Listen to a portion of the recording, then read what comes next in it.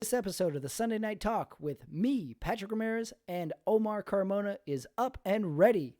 We're talking week 3 of the NFL, whole slate of games, capping off with Sunday night. We recorded this late Sunday night right after the game.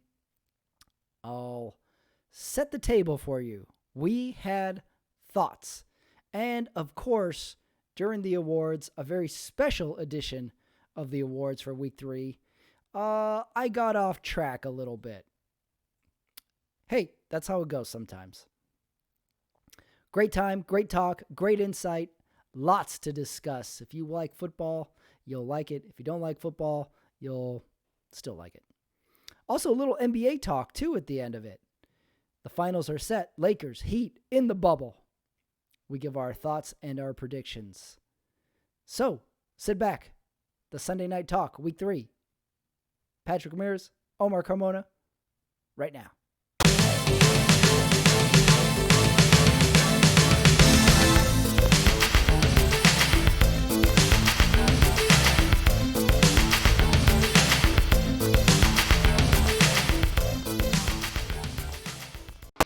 All right, here it is, the Sunday Night Talk. We are recording this Sunday night, 8:35 West Coast time, 9:35 your time.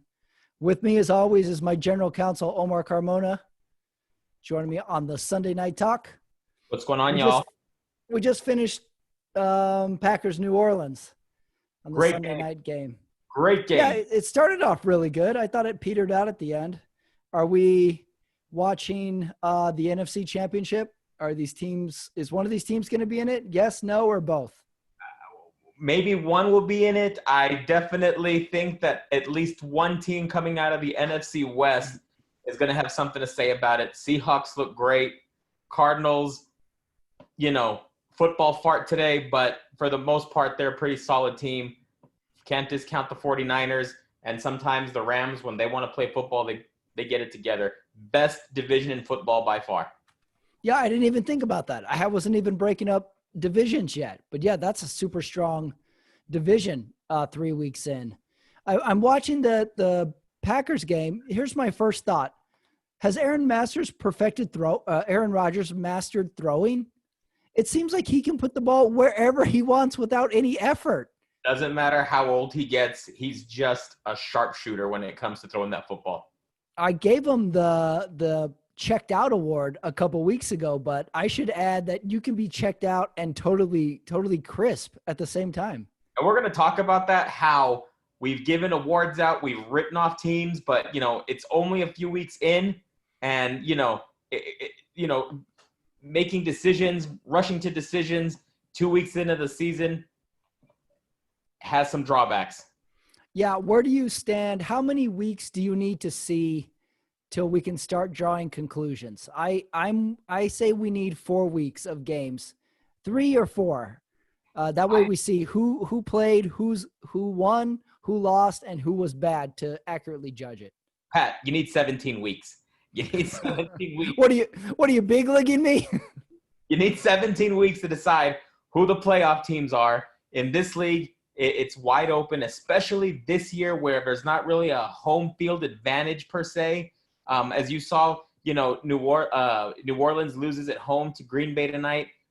Would that result have been different had the Superdome been full of, rowdy crowds and the screaming and the hollering during long third down attempts for the Packers?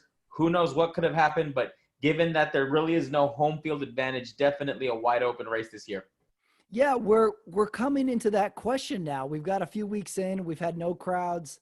Now we're starting to see potential effects of crowds out there. So now we have another angle to these home and away games. So I don't know. It's a strange factor that I don't know if teams know what to do with it yet. Roger Goodell still hasn't returned my call of the stadium noise. I'm sure your message is on his desk. I'm sure his secretary put it there. I sent a memo. You should get it. Yeah, so 17 weeks is what you need. I need 3 weeks and the third commercial break to judge the teams. And I think I'm pretty good. That's pretty good. Packers are sharp. I got to say, they came in here super sharp. Aaron Rodgers just drops the ball wherever he wants. Save Kamara, pretty much playing John Madden football against the defense for a couple of drives. Definitely. The Packers look like they're the top dogs. They really do. But again, Seattle is playing some great football. Yeah, Seattle looked good. We'll get into them. Here's my new thought. I don't know. Hold on. Do you know this? Why wasn't Al Michaels there? Did they say? I looked that up. They're giving him these things called bye weeks. I don't know what that means. Oh. The guy's going to be 76 in November. He's old. Yeah, he's very old. And I'm sure I'm sure it's very tiring to, travel from city to city, have to prepare. I mean, I think these crews normally get in maybe Wednesday, Thursdays.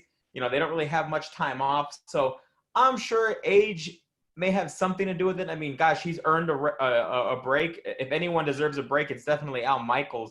The long and distinguished career he's had. But I'm sure that's something that NBC is trying to do and maybe transition, Mike Tirico, who did a great job tonight. He was good. Yeah, I always like him. He usually does Monday nights, right? And they flipped him over to Sunday. Okay. Do we know who's on Monday night now? Well, I don't believe he's with ESPN and ABC anymore. I believe now he's. I'm sorry. You're right. There was an NBC game. Yeah. So I'm sure there's a long-term plan to eventually get Tirico and Collinsworth together. And by the looks of it, they seem to have a pretty good relationship, good rapport with each other. You know what? I always look for the one Collinsworth reaction of the game because I love his reactions. I loved when Kamara made that awesome run and he dodged like 8 tacklers, and then Chris Collinsworth's on the replay goes, "What a play." He had no words. He didn't know what to say. Oh boy. Yeah. I love a Chris Collinsworth. Oh boy. I love a Chris Collinsworth. Wow. And now I'm going to add into it. What a play. What a play. He was I could tell he was looking for the word. He never found it, but he went with what a play. You know what else I'm thinking with Aaron Rodgers? Do we really know who Aaron Rodgers is as a person? Because Tirico goes off on this little diatribe in the third quarter saying about books Aaron Rodgers reads about holograms. Like, do we know who this guy is exactly? What's going on with him? It doesn't seem like he ever talks. Broke up with Danica Patrick this year. That sounds like a good story. Maybe we can try to get her on. But I don't know. I've heard former teammates say that, he's not the warmest guy. But who knows? I mean, one thing is in front of the camera and, he's doing all these commercials and whatnot, but who knows what he's really like in the locker room. Yeah, he has in his resume, he has Danica Patrick. What about that actress girl from a year or two ago? Remember there was her? What was her name?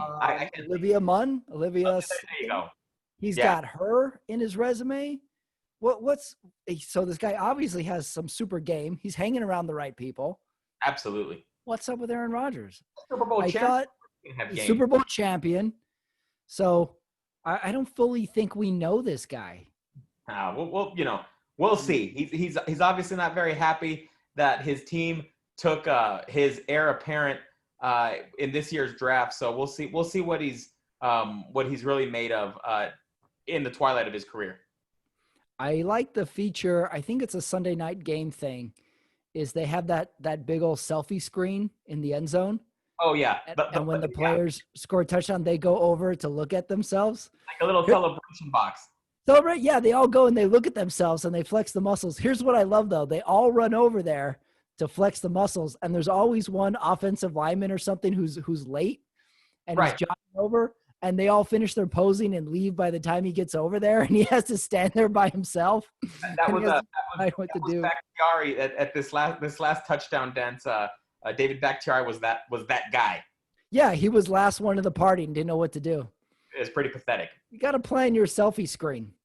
And that's another thing. And they're not even, choreographing these things. So I would like a little more effort in that department if they're going to continue with this selfie screen thing. I haven't seen a good touchdown choreographed dance yet this season. You're right. I saw I think it was the Packers. They tried to do a line dance and then the camera cut away all quick. We didn't even get to see. Maybe they're showing this on purpose. Lame. Real lame. I can't understand it. Play of the game, I thought, was Aaron Rodgers' hard count on third down, trying to limit them to a field goal, and he gets them to jump, and then he gets a PI also. He's great. I mean, the play of the game really was Kamara's catch and run. But yeah, I mean, obviously in a losing effort, but that hard count of Aaron Rodgers really just, leaves teams dumbfounded. And 5 yards here and there does make a difference. And he's doing it on the road. That wouldn't have happened if that stadium not. was filled with noise. He gets the 5 yards, Not. gets a free play, turns into a pass interference, and then they score the game-sealing touchdown. Absolutely. Packers are good. Very good. Packers are definitely good. Well, let's go on to your game, my game. Your game. This week. I watched your game, too. I was very interested in this game. Go ahead. Take us through it. Okay. Bills get out to a 21-3 halftime lead. Okay? Rams and Bills, yep. Everything's great. Okay? They're up big. Rams, second half, they just come out firing. Almost complete a huge 25-point comeback. Okay? Bills end up winning it at the end, 32-35. Josh Allen looked great, had one really, really bad interception, really could have cost them the game. Arguably, the referees kind of helped the Bills, but I'm going to tell you, this Bills team is for real, and I really do think they are going to win the AFC East, my bad, AFC East this year. The Patriots don't look terrible, but Jets, Dolphins, Jets are horrible. But by far, I think the Buffalo Bills right now are the class of the AFC East, even though they almost coughed up a big lead. But guess what? This is what they're made of. The old Bills would have probably struggled and let this game go. Big comeback, big loss. But, they found a way to win, so I really got to give it to Josh Allen. He looked great today, and he's got a real good rhythm and feel with his new receiver, Stephon Diggs. So I'm really liking what the Bills are doing. You expressed your undying love to Josh Allen last week, and he came through. Where is your relationship status with Josh Allen at this point? Okay, well, I got to go back. If you were dating Josh Allen was a girl, and where are you in the relationship status? Is he coming home to meet parents yet? Is this weekend trip status? I'm letting in status. I'm letting him get to second base. Week 3. It's only been 3 weeks, but I'm letting him get to second base. That's fair. That's fair. I'm very comfortable. I'm going to get caught up in the moment with him. Okay, I'm going to make some bad decisions. All right. But I did have a listener complain that he pointed out to me that Josh Allen is on my fantasy football team. So I do have to start with saying that. But even if he wasn't, I am sold on Josh Allen. I think he's going to be a great quarterback. I watched that game. And then at some point, I must have turned my head or done something else for it seemed like 15 minutes. And all of a sudden, the Rams are driving to go ahead. And I'm thinking, I don't think I understand football anymore.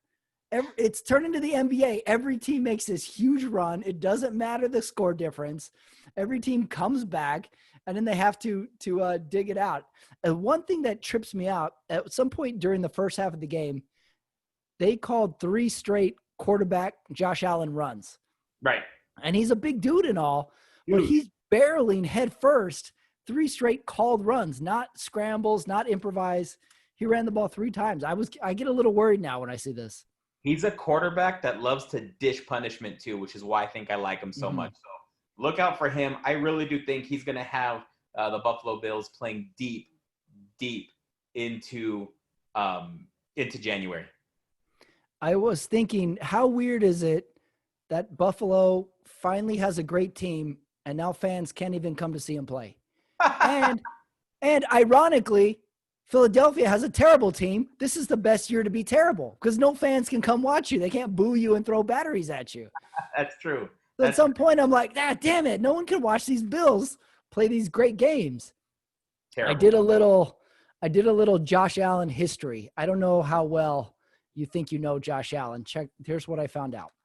Josh Allen He grew up on a 3,000-acre cotton farm near Fresno, California, that his grandfather settled when he immigrated from Sweden in 1907. First of all, I didn't know you could immigrate from Sweden. I didn't know that was a thing. Well, why the hell would you want to leave Sweden? That's what I was thinking. I was like, well, where's the downtrodden part? Allen received awards for agricultural work and knowledge, including a rank of the top 4 of the nation in diversified crop production of cantaloupe, cotton, and wheat in 2014. This guy had a very different childhood than I did. I got to hand it to you. You really did your Josh Allen homework. I needed to know what this guy's deal was. It was really strange. Yeah, that's who that guy is. And he's throwing dimes all over the place. But here's what I did. I listened to the last 2 minutes of the Bills game in the car. And I was listening to it on the local Buffalo broadcast where the local announcers that's great. are calling the game. You gotta listen to a game with the local broadcasters at least once a week, because they're doing that last drive and they score the touchdown. An announcer goes, "They've done it. Touchdown, touchdown. They overcame a false start, delay a game, a face mask penalty. It's happening." He's losing it. And at some point, I thought the announcer was going to go off script. It was like, "They're in the lead. 2 minutes to go. My son's struggling with his sexuality. They've got a kickoff coming along. My wife has no female friends. They're going to go 3-0. It reminded me of the John Madden Holy Roller San Diego announcer. Absolutely.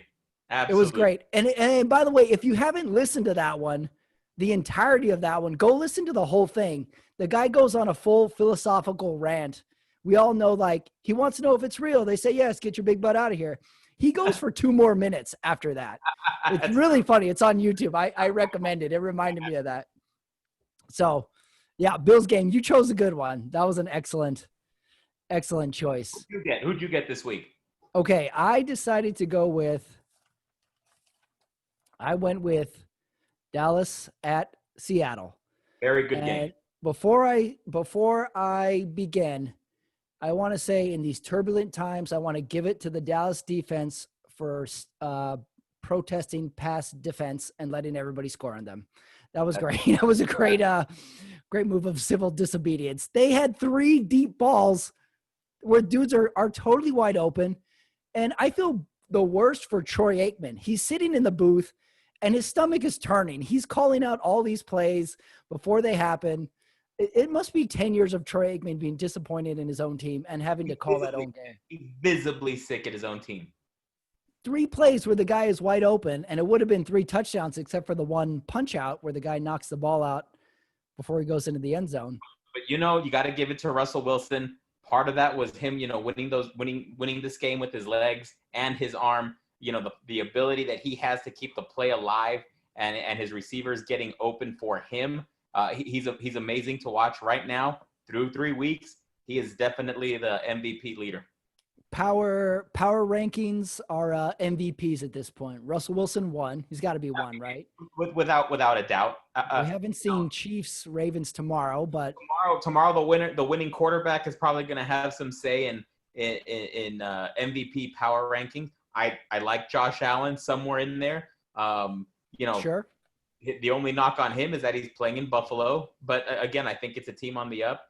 But definitely those 4 quarterbacks, definitely I believe that they're the class of the NFL right now.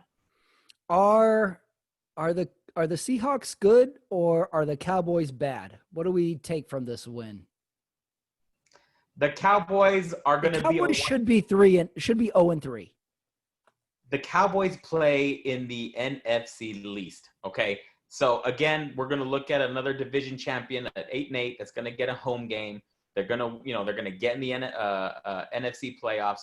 So I don't think you can look at that division and really say, wow, who's good, who's not. They're all terrible. I mean, we're talking Giants, the Washington football team, the Eagles, Cowboys. 8-8 is going to get you in the NFC playoffs in that division. So I just think it's an irrelevant division. We all watch the Cowboys. It's the best drama that unfolds week in and week out. We know Jerry Jones's luxury box suite should have its own 24/7 channel. But other than that, Oh, that's a great, yeah. My picture-in-picture idea of Jerry Jones. Did they show him in the box this week? I didn't see any. no, Oh, they no, did. I didn't must see have him. missed it. I guess I was thinking last week when you see him celebrating the Atlanta win, but no, I I didn't see. see him this week. I need him in the box in the picture all the time. He's great. I think too, they all got to wear the mask. They should make the material of the mask, that material that you use to clean glasses, use it as a double-edged sort of multi-purpose thing, because he's always cleaning his glasses. Or has That'd be pretty cool. Glasses. Yeah. Jerry Jones. That's money. Yeah. Here's the other games that happened today. Bears at Atlanta. Start of the Nick Foles era. I think so. In the second half. I said week one that Trubisky, even though he came back that one What game. was our over-under on Trubisky or Foles starting games? We said like over-under 8, and looks like we went way over. He made it 2.5 games. I don't think he should have been starting week one, but anyway. How did he even win that job? That's a good question. That's who knows? Obviously, Nagy saw something in him in their camp. I don't know. But I think you go with the hot hand, even though it was just for one half. Go with Nick Foles. He's won a title. He's had some great seasons. He's had some mediocre seasons, but I've seen what Nick Foles can do. So if I'm Nagy, I definitely pull the plug on Trubisky and go with Nick Foles. Yeah, he gave the super politically correct statement after the game where he said, we're going to meet with the coaches and come to a decision on the quarterback. I was like, you came to the decision while you were drinking Gatorade. 2 seconds after the game ended. I want to enjoy this one for a night. Like, we know what's Someone should write a book of the greatest coach non-answer answers. Like, we want to enjoy this. The guys, we got a lot of games left to play. On the next week. It's important to finish games. Not how you start games, how you finish games. The coach non-answer. It's not about one guy. It's about 52. So. Right. We can't blame anybody but ourselves. There you go. I did a little looking ahead in the schedule. How does this game hit you in 2 weeks? The Bears at the Tampa Bay Buccaneers is in 2 weeks. I think it's a Thursday. No, it's the early game on a Sunday. We got a Super Bowl rematch of 2 QBs on 2 different teams now. Foles, formerly Eagles, Brady, formerly Patriots. That could be a fun game. Could be a very fun game. Yeah. I'll take the Bucs. I think the Bucs we're gonna see them gelling a little bit more. I really do like what's going on in Tampa Bay. So I'm gonna take 2 weeks down the road. I'll take Tom Brady against the Colts. I'm looking ahead a little bit, so we don't know what exactly is going to happen, but I'm already pumped up to watch that game. Okay, did you watch any Panthers Chargers? I did, and only because I really like that Herbert kid. He's a very confident quarterback. The defense the offense didn't do a bad job. Their defense, I think, could have gotten some, stops. But I really do like what's going on with the Chargers too. I think he's a really good young quarterback. And I think in a couple of years, he's going to have the Chargers definitely in contention in the AFC. Here's his stat line for the game. He went 35 of 49, 330 yards, a touchdown, an interception, and I don't know if you saw the end of the game, one almost perfect hook and ladder play. Almost. It would have worked. The guy dropped the lateral part. Buy or sell stock on Herbert right now. I'm buying Herbert. I'm going to buy too, at least for another week or two. Yeah, he's losing these games, but he's the best part of. It's his second start. He looks good. Mm-hmm. Yeah, he's losing games, but he is winning. So before I was in the camp of I was adopting little Joey Burrow. I want to unadopt him, and I want to adopt Justin Herbert now. That's my new. Do it. That's my little brher. That's a good little brother to have. Brad Pitt from Troy, Justin Herbert. I have now adopted. And I sent the little Joey Burrow out in the cruel world with no parental guardian. Here's what I found in the Panthers game. Serious breakthrough. A second sighting of the use of a visor. I think it's the head coach of the Panthers. I don't know who the coach is. We got another visor. We thought Andy Reid was the only guy. It's that Matt Rule. I didn't know. I got to be honest. I didn't notice. I didn't notice that. He goes for the visor, and I can see how he attaches it. It's got these little clamps that clamp onto the bill of your ball cap, and he goes visor. So Andy Reid, we got more than one visor. Damn, those things get dirty in the league. Yeah, I still want to see an assistant change the visor out. I guess they all have the option, because last week we saw the news report that a bunch of coaches got fined for not wearing their mask enough on the sideline. So now they all wore them. Gruden was one, Peyton was one. But I guess they have the choice. You can wear a mask or a visor, because the Andy Reid and the other guy don't wear the mask. They just go visor. So I guess you have a choice. There's guys wearing gaiters too. That seems like the most comfortable. If I'm a head coach, I'm wearing one of those gaiters. They seem, I guess, more comfortable. Think so? I think so. I would think they're going to work their way off your nose and mouth easier. I don't know. They got the choice. The thing about the mask that I hate the most is just the straps around your ears. Oh, I see. Yeah. And they're wearing headsets too. The referees are really the ones that have the hardest job with the mask. Right. They see them and they're pulling it off to talk to each other. They're pulling it off to make the penalty announcements and stuff. But I noticed in this New Orleans game, maybe they got smart this week.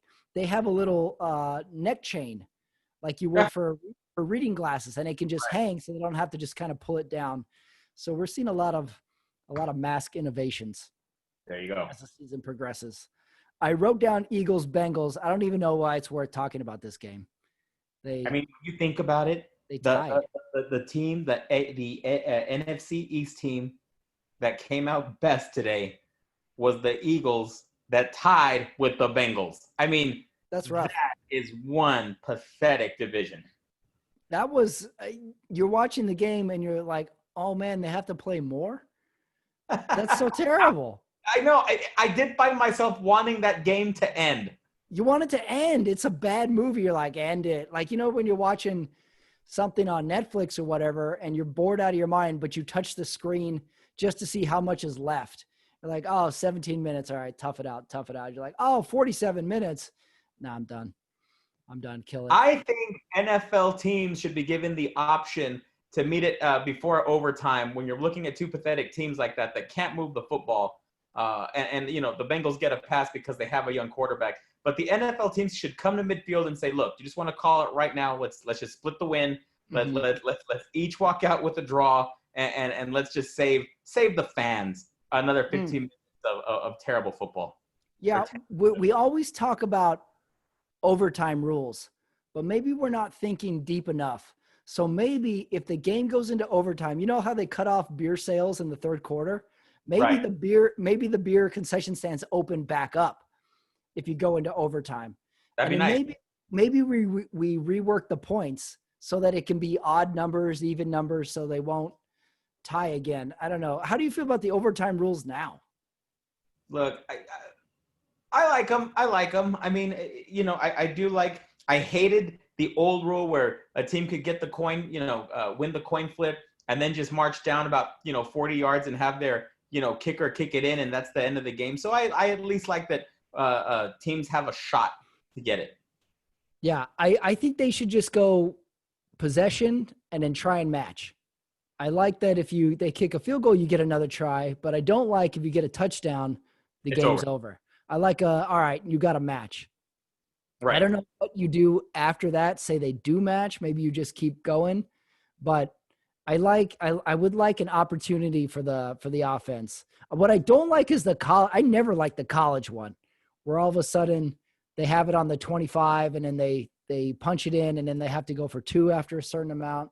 It seems like you're playing a whole different version of football at that point. It's weird when with the college, it's like they go into overtime tied at 29 and then they end overtime like 58, 50, 59. Right. I always like where the sportscaster rushes through the whole overtime. And they go into the kick is up and it's tied at 18 and 6 overtimes later, 72-74, Washington State gets a win. Yeah, that's a little brutal. Yeah, it inflates the score totally. A great way to pad your stats. Now that I think about it, but yeah, I've never liked the college version. All right, your 49ers won. You were a little down on them last week. Well, we had a lot of injuries, and Yeah, I'm gonna rename them the San Francisco Medic 49ers. there you go, and Everybody went down. well deserved by the Niners. We just not a healthy team right now. Hopefully we can get, we're going to go back to San Francisco next week and have a home game. And the Niners just have to get healthy, but the Niners are down a quarterback, but Nick Mullins is a very capable backup. So I'm feeling very confident in our backup situation. Not scared. You're okay. Not nervous. I think the 49ers are going to be okay even with a backup. But there's just other pieces, losing 2 starting defensive linemen last week, that hurts. I mean, that's definitely a position where you need fresh legs coming in and out of the game, for 60 minutes. And to lose 2 starters, that just really it takes a toll on your depth. Need Kittle back. Need these running backs to get healthy. Mostert. Then Tevin Coleman got hurt. We need him back. Debo Samuel, he's hurt. We need him back. I mentioned Kittle already, the best tight end in football, in my opinion. So if we get healthy, we can be a very dangerous team, but got to get healthy first. Yeah. Well, I didn't. Your Niners won. Are you celebrating with a alcoholic beverage there? Did you choose one? I did, in accordance with the win. I'm gonna go with very low risk Michelob Ultra. Pure Gold, organic. Oh wow! Yeah, you went with the game manager of beers. It's a very just safe, no high risks, just like my 49ers. This is the beer that this is the drink I chose for tonight. Okay. Well, I did not get an alcoholic beverage as my team did not win this week. My Oakland, now Las Vegas Raiders, loss. Where do you stand on calling your favorite team our or using the term we? What's the protocol for saying the possessive to your team? I say it's 10 years of fandom. Then you can start saying we, us. What do you say? I say if you look back on your entire sports life and if you've been following the same team, it's we. How long? Does it matter? Doesn't Your matter. Entire sports life? You lose it when you make the change. Okay. You lose it if you make a change. So meaning your next team, you can't say we. Okay. Yeah. Yeah, I didn't get a chance to even they won last Monday and I didn't even get to gloat because they had this game against the Patriots, which was a good game for maybe a series or two into the fourth, and then they fell apart. But let's get to the awards. Let's get to the weekly awards. What do we got? Okay. Before I get to the awards, I got this week 3 question for you. Which 3-0 team falls apart? And then which 0-3 team is turning it around? Oof. Good question. You need to hear the teams. I have the teams. Okay, let's go. Okay. Our undefeateds are Green Bay, Buffalo, New England, Chicago, Tennessee, Pittsburgh, Seattle. Okay. They're all 3-0. Who is falling apart? It's an easy answer now. To me, this is actually a real easy answer as well. But I'm going to go and, I'm always going to be rooting for – I'm a big Nick Foles guy. I'm rooting for him. But I just don't think the Bears have it to keep it up. So I could see 3-0 becoming 3-4 really fast with this Bears team. I can see a 7-game skid for sure. Okay, 0-3 teams. Which 0-3 team turns it around? 0-3 teams are Minnesota, Houston, Atlanta, New York Giants, New York Jets, and Denver. Who's turning it around? It just seems like the Texans were shell-shocked since they got that big lead in Kansas City last year's playoffs, and then they just blew it. It just seems like they haven't gotten a grip. but I think the talent is definitely there. So I could see maybe the Texans, especially in that AFC South where I don't see an overly, even though the Titans are 3-0, I don't see a very a powerful team that comes out of that division. So I could definitely see the Texans turning it around. Texans always do this. Remember that one year they were 0-6 and then ran the table and they had a playoff home game? They're great. They can do it. They always do it. We always writing them off, and then they so Houston, easy one for me too. It's Houston. Let me see if I have any. Atlanta's a question mark, but Houston's and they got firepower. That Calvin Ridley's a great receiver. They got the firepower. They got receivers. Matt Ryan is I think he's a great quarterback, but they're just not getting it together. I think if there's one coach, I'm going to go with two coaches that deserve to be on the hot seat. And when I say hot seat, I think we're now close to saying it's over for them. Definitely Adam Gase again from the New York Jets. I want to be calling for his head every week this year. I know I am. Is he 2 years in? How long has he been the coach? I think he's 2 years in, but it's just these guys don't want to play for him. And the Jets are just real pathetic right now. And I want to give Sam Darnold the benefit of the doubt. I think maybe with a better coach, it's possible he can turn it around. But they're if they're going to keep Gase there, they're wasting their time and they're just spinning their wheels. But Quinn from Atlanta, I think it's almost time to call for his firing. You want to first coach fired. Who do you think that's going to? I don't think it's going to be the Giants one because they lost Barkley, so he could claim injury. It's his first year. Judd, I think, is Judd. I don't think that Quinn in Atlanta survives very much longer. I could definitely see an axing pretty soon. They got an owner in Arthur Blank that I don't think he's going to put up with much, and I think he's still fuming over that busted Super Bowl loss. I think he's let Quinn go on a little too far at this point. Yeah. I'm very shaky on Atlanta. I just said they might turn around, but I just changed my mind. I'm shaky on Atlanta now. Forget Atlanta. Changed my mind. Totally changed my mind. All right. You want to do some awards? Let's do it. Awards for week 3. We have a presidential debate on Tuesday. So for week 3, we have I guess you would say, a political themed awards selection this week. I have, let's see, I have 6 awards. Let's do it. Award number 1. This one is called the Hope and Change Award. Phillip Rivers and the Colts. They won today. He's injected some life into the Colts. He's the new kid on the block. Kind of where a new kid comes to school in February and everybody likes him. Little hope and change potential for the Phillip Rivers and the Colts. Hope and Change Award, Phillip Rivers. I want to go with another veteran, Ryan Fitzpatrick. It just seems like he's just always in the conversation. He's a quality starting quarterback. So I could definitely see that they're going to want to let Tua just watch and observe as long as possible. But I like Fitzpatrick, and maybe there's a little bit of hope there for the Dolphins. I might change this award in the future to the Chad Pennington Award. It's the dude who's you're just happy he's there. He's trying his hardest, and he's doing his best. That's the Chad Pennington Award. Okay, award number 2. This one's called the Third Party Award. This one goes to the Tennessee Titans. They're not in a big market. They're winning games. They're playing well, but no one's talking about them. Third party. This is the Libertarian Party running for office award. It goes to the Tennessee Titans.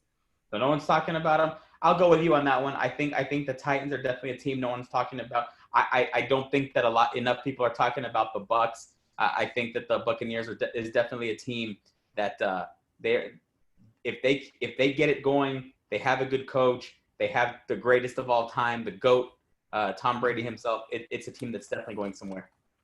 Okay, third party award. Gotcha. Okay, award number 3, political themed award number 3. Big election coming up. This award. This is the I'm Leaving the Country Award. This goes to all New York sports teams. Everybody should leave. New York had a rough year. Everybody leave, start over, scorched earth. I'm leaving the country award. New York sports teams. Absolutely no argument against that proposition from me. They are just it's such a shame that the league's top market just has two pathetic organizations right now. Lots of changes. Throw the Knicks in there too. It's bad. Well, I'm going to give the Giants some. They have a brand new coach, and he's from the Bill Belichick tree, the Nick Saban tree. So I'm definitely going to let them slide a little bit, but it's definitely the New York teams. And you know what? While you're at it, go on ahead and take Philadelphia with you. That's all I'm going to Wow. Wow. Leave the country award. I'm going to Canada. I'm going to change that word up. I'm going to Canada award. All right. Award number 4. This is I watched a lot of games on, NBC. I watched the NBC game Sunday night. This one's called the Running Unopposed Award. This goes to Kelly Clarkson. Apparently she has a show on there. I still don't know what Kelly Clarkson does. I know she was a singer. Apparently she has a talk show. She's been working for 10 years plus. I have no idea what she does, but good for her. She's still working. She's running unopposed into employment in the entertainment industry. Kelly Clarkson. I'm going to respectfully ask we go on to the next award because we not a Kelly Clarkson fan? We talked 30 seconds about Kelly Clarkson on this show, so I really would like to move on. And I think that's why it's called the Running Unopposed Award. Okay, this one is called the Silent Majority Award. And this award goes to Aaron Rodgers' hard counts. Oh. Usually would be a silent count in a loud stadium, but he can bark it out. The Silent Majority Award, Aaron Rodgers, hard count. Football genius, Aaron Rodgers. That's a Hall of Famer right there. It's just a guy using all his experience, all his knowledge, his wherewithal. I'm with you on that one as well. Aaron Rodgers, by far. Great performance tonight. Silent Majority Award. Okay. One more award. This one is called the MTV Rock the Vote Award.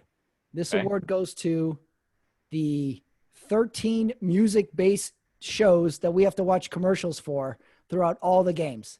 Do you know how many music shows are currently on TV right now? Tell me. I'm sure you have that stat. I wrote down just the ones I saw today. Okay, here we go. We have The Masked Singer, The Voice, and The Hidden Singer. Those are all on networks, not to mention other music-esque shows like Dancing with the Stars, Kelly Clarkson's show that I don't know. I don't even know what it is. Back to Kelly Clarkson. I said, let's move on. I'm pointing out what's on TV, just the facts. This is the MTV Rock the Vote Award. There's a show where all they do is look at the person and they guess if they can sing. That's the show. They have to guess. I don't know if they can sing or not. I say he can. He's a masked singer and now a hidden singer. I mean, they're just ripping each other off at this point. They just see what each other does, and then they make a version of it, and they slap on Ken Jeong and Blake, the country dude. And music shows are in right now. It's driving me. They're in. We got a big game tomorrow, Monday Night Football, Ravens Chiefs. Who you got? I'm taking the Ravens. I say they get the win. It's early in the season. They're clicking earlier than the Chiefs right now. I say the Ravens win. You know what? I am too. I want to go with the Ravens. I think it's going to be a close game, but I am going to go with the Ravens. I think they're just a grittier team, and I do like their chances against the defending champs. So I'm going to go with the Ravens as well. I didn't even look. Where is this game? Is this Chiefs home or Ravens home? You know, that's funny because usually that's something that I would pay attention to, but it's got to be Ravens, right? The Chiefs had a home game prime time earlier. I think it is. I think it is Baltimore. But let's see. Just give me 1 second. It is. I don't have it. I don't have it. But regardless, I do think that it's going to be it is in Baltimore. Is in Baltimore. But I am going to go with the Ravens. Okay. I got a new segment for you. I watched way too much Sports Center because I was watching NBA, I was watching football, I was watching golf, and I noticed all these newscasts, they give you a hard teaser at the end of each segment. Right. So I came up with some of my best coming up next. I came up with 2 of them for Sunday night. Are you ready? Yes, let's go. Coming up next, why the Tennessee Titans will decide the outcome of the election. Stick around. That's pretty good. Okay, I got one more. Coming up next, why the best team in the NFL is actually 0-3. Don't go anywhere. Now that I'm hooked to. Yep. I got the idea from last week when my coming up next was coming up next, why an onside kick saved Mike McCarthy's job. Stay put. That's my special ESPN coming up next segment. That's good. We're gonna pick the NBA Finals. The Heat closed the series out against Boston today. I got into that series the last 2 games. The Heat are good. I didn't think we'd talk basketball, but if we're gonna do it, my heart wants Miami. I'm rooting against LeBron. Definitely after the last dance with Michael Jordan, there's been more LeBron hate inside of me. But I'm gonna go with the Lakers in 6. Are you a secret LeBron hater, or you've always hated LeBron? I think that too many young people who didn't see Michael Jordan play are just so quick because we're prisoners of the moment. So everyone's just on LeBron, but it's like you didn't see Michael Jordan, so shut up.